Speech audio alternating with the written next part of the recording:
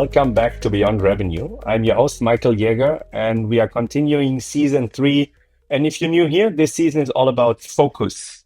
After more than 50 episodes across season 1 and 2, we shifted to a 20-minute format designed to go straight to what really matters. Every conversation this season is to build around real stories, real tactics. So we're going to cover 2 tactics that actually work or delivered results, and one that didn't, and what we learned from it.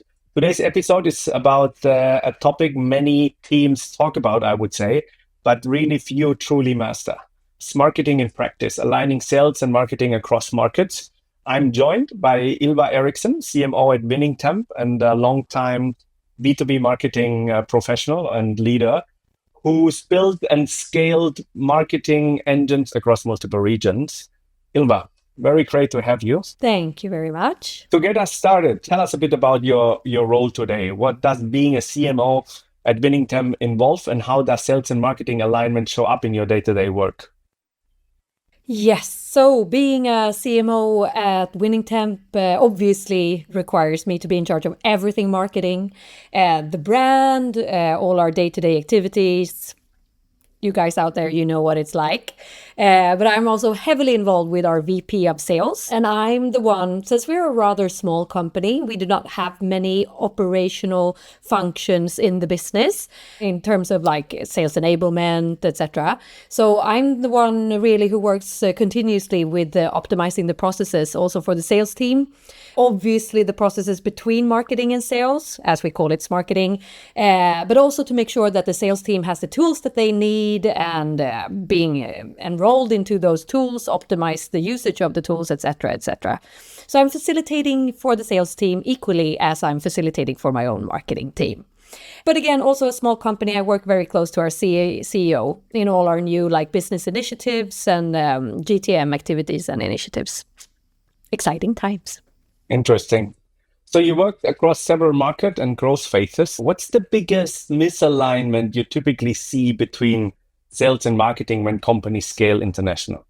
I would say it's mainly about not being able to make sales use whatever marketing is creating. For example, the content that we create. Sales is very often interested in the marketing content if it can be used in a meeting and obviously push the meeting forward, create closed ones, etc. But that's bottom funnel. We need help also in the top and mid funnel, obviously. Invitations to events and webinars, sharing recordings from webinars, sharing blog posts, reports, guides that we do. So sometimes there's not a lot happening there, and that could be troublesome, or it's a challenge sometimes to make sure that everyone understands the effects that this can have. You have to work long term, not only close the meetings. So you need a sales manager to partner up with who emphasizes the importance of this stuff that marketing is creating to the team as well. So it's not like, oh, okay, sure, yeah, make a beautiful guide. We'll use it. And then nothing happens, you know? Fair.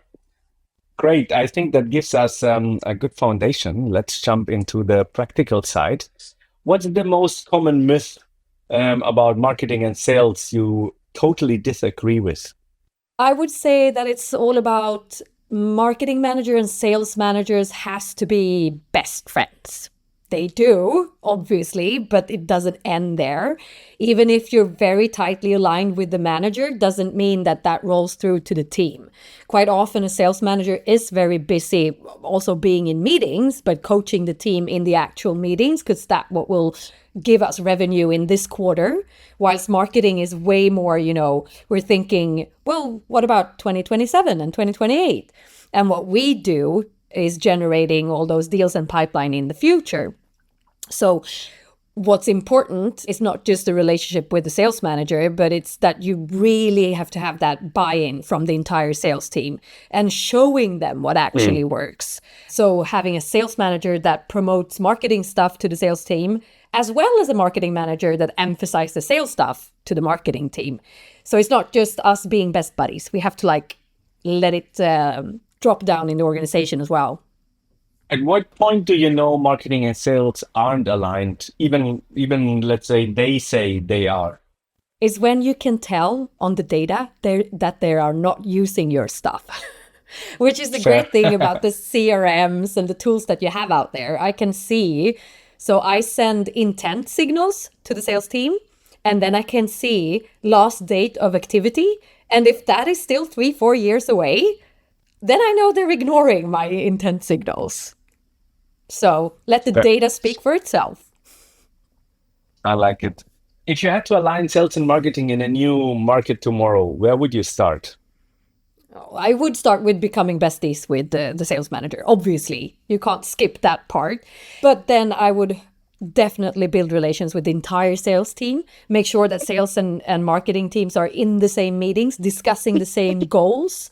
And it's quite simple in theory, but it's not always as simple in practice. But when building the team, I would also emphasize marketing questions in the sales interviews and vice versa, so that I understand that the people that I hire are people that actually understand the full funnel and the importance of the full funnel. Nice, I like it. So let's get started with the first tactic which you applied and that actually worked. Yes, right. So aligning the systems. At my previous employer, we had a total misalignment between the usage of the CRM and the usage of the marketing tool. We used HubSpot for marketing, and then we had Salesforce for CRM. And we were operating in those different tools. And the lack of integrations completely created a silo between the teams.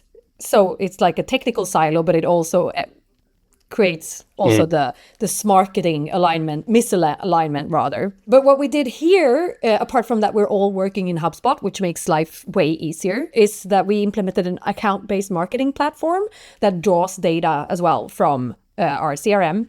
So I can see how certain accounts are acting on our, obviously, website, but also advertising that we do. And I can send those signals into HubSpot to the sales team. And in the account-based marketing platform, we're using N.Rich. I can see all the touches.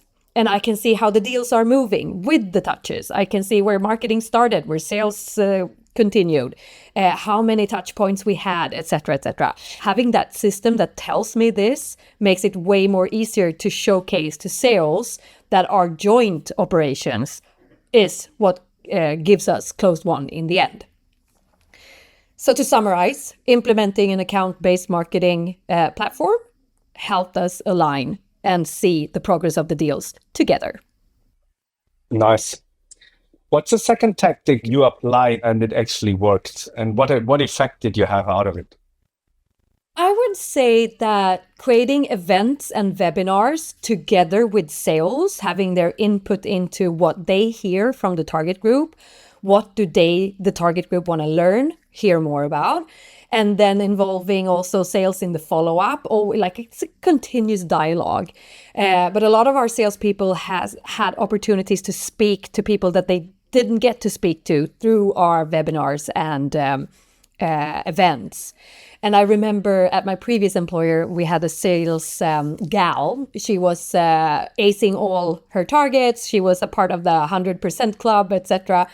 And she said once, I seize every opportunity to reach out to my target accounts with webinars, upcoming events, or reports, whatever marketing creates. She just went through her contact database and sent everything just to be able to stay in touch, even though it didn't mean that they would have a meeting or a deal. But long term, that helped her out. And hearing her saying that nearly made me cry. Nice, I like it. And what have been a tactic which you applied and it didn't work? And what did you learn from it? Right. So cold outreach agencies, instead of having the people employed, we've tried a couple of cold outreach agencies. And I'm not saying it's always not working, but in this case, the CEO wanted quick results, the board wanted quick results, and there is no quick fix when it comes to this. It's not just having someone starting to call people and hoping that they will go, oh, yes, I was just looking for a tool like that. Please demo it to me. Like the percentage of that happening is like slim, 0, more or less. We've been actively working the Swedish market. We're a Swedish company, obviously, for 10 years. Now we have a massive influx of incoming demo requests. People want to see our platform because they know who we are. They know what we stand for. They know what problems we solve after 10 years. So having an agency for 3 months could be considered a marketing tactic rather than a sales tactic, because you will put your brand in front of people through phone or like emails from that agency. Getting meetings, that is hard in such a short period of time. Obviously also depends on what you're selling, but B2B where I am, it's quite a long sales cycle. You need a lot of trust, and that takes time to build. It's not a quick fix. So let me summarize the learnings. Yeah, please interrupt or add some points if I mislearn. So tactic number 1 is you can only operate really in aligned way if the systems are aligned. Yeah. So in this case, you built an ABM platform which showcased all the interaction of your target accounts, really measured all the touches, where they interacted, and made it transparent, which helped you to align marketing and sales to one common goal. And it showed sales what the value is of the marketing campaigns or initiatives they actually do. The tactic number 2 is building events and webinars or content in general as a joint effort between those teams. Yeah, I would add building trust through knowledge transfer is here the key message, and then use every chance to reach out to your target accounts and make every contact count. Yeah. And this will help to really build trust, long-term relationship, which then effectively convert into business. Yeah. And what didn't work for you was just using a cold outreach agency, just like that, where you put on the other side a lot of trust in your own operation, building long-term relationship. Just adding an agency, especially on a short time frame, just didn't work because they didn't were able to build the trust your internal team could build, and they didn't have the effectiveness, even though they might have scheduled some meetings to convert into revenue. So if you really want to make it a success, you need to have a long-term strategy together, and then could even use such a agency, but on a long-term onboarding, one joint approach, and they just taking over one role along the customer journey. Did I miss anything? No, but I could add, that was a perfect summary. Thank you. But I could add to the last bits.